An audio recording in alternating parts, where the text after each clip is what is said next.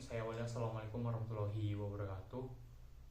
Yang saya hormati Bapak Dr. Tony Kusnandar SEMT selaku dosen pengampu mata kuliah Data Mining dan Data Warehouse.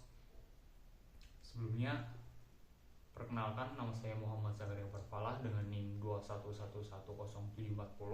Di sini saya akan menganalisis data set dari COVID-19 yang akan dilakukan dengan metode ETL, yaitu extract, transform, dan load, serta clustering menggunakan algoritma K-means yang termasuk dalam unsupervised learning, dan tujuan untuk mengelompokkan zona yang berdasarkan jumlah kasus COVID.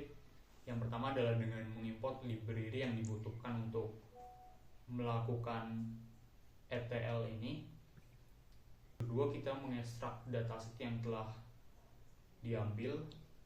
Untuk melihat isi dari dataset ini, kita menggunakan print datanya. Dan di dalam dataset ini ada banyak, termasuk lokasi, kasus baru, kematian, sembuh, kasus aktif, total kasus, total kematian, dan masih banyak lainnya. Misal kita mau melihat kolom dari data tersebut, kita bisa menggunakan print data columns. Selanjutnya kita mentransform datanya, karena dari semua data yang di atas ini enggak semuanya yang kita butuhin, dan kita hanya pakai beberapa data aja. Yang pertama, data total kasus, kepadatan penduduk, luas wilayah.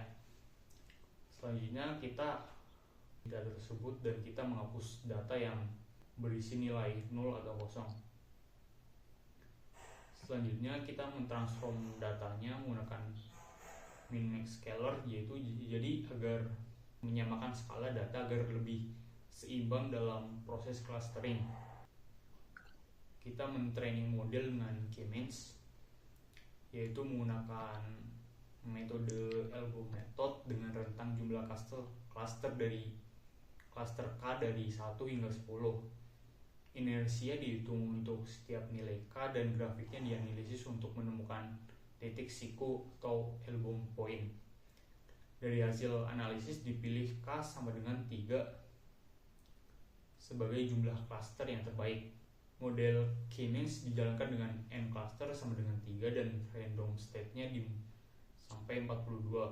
Data diklasifikasikan menjadi ke dalam 3 zona berdasarkan hasil clustering. Centroid dari setiap cluster dihitung dan dianalisis.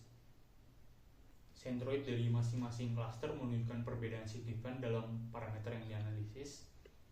Setiap wilayah dalam dataset diklasifikasikan ke dalam 3 zona berdasarkan hasil clustering. Selanjutnya, setelah data sudah diperoleh,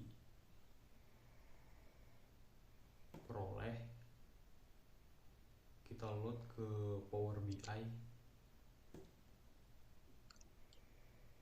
Dan dalam grafik ini, zona 0 atau yang berwarna hijau, wilayah dengan kasus total rendah, kepadatan penduduk sedang, dan luas wilayah yang besar.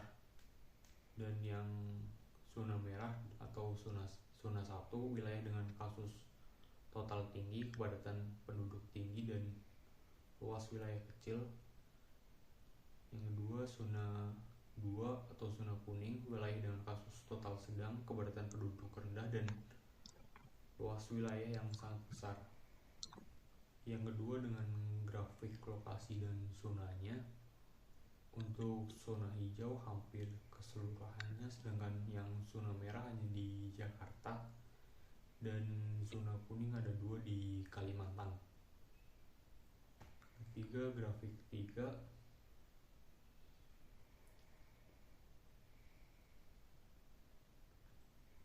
Grafik ketiga di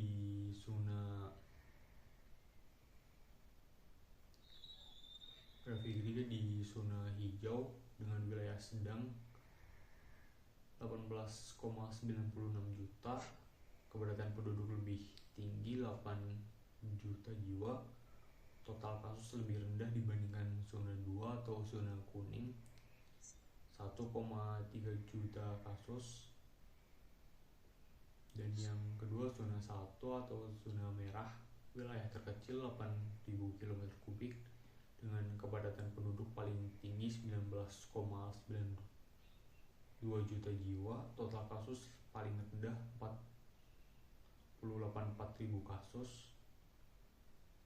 Dan yang kedua, zona kuning memiliki luas wilayah terbesar dengan 23,19 juta, kepadatan penduduk lebih rendah 1,67 juta, dengan total kasus tertinggi 1,93 juta kasus.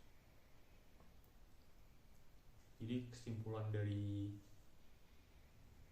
data ini, wilayah dapat diklasifikasikan menjadi 3 zona utama berdasarkan jumlah kasus, kepadatan penduduk, dan luas wilayah. Wilayah dengan kepadatan tinggi cenderung memiliki jumlah kasus yang tinggi atau zona merah, sedangkan wilayah dengan luas besar dan kepadatan rendah memiliki jumlah kasus yang lebih rendah seperti zona hijau dan zona kuning. Jadi hasil clustering dapat digunakan untuk pengambilan keputusan dalam penanganan pandemi, misalnya dalam alokasi sumber daya medis dan kebijakan pembatasan sosial. Mungkin cukup itu saja yang dapat saya presentasikan, kurang lebihnya mohon maaf. Wabillahi taufiq wal hidayah. Wassalamualaikum warahmatullahi wabarakatuh.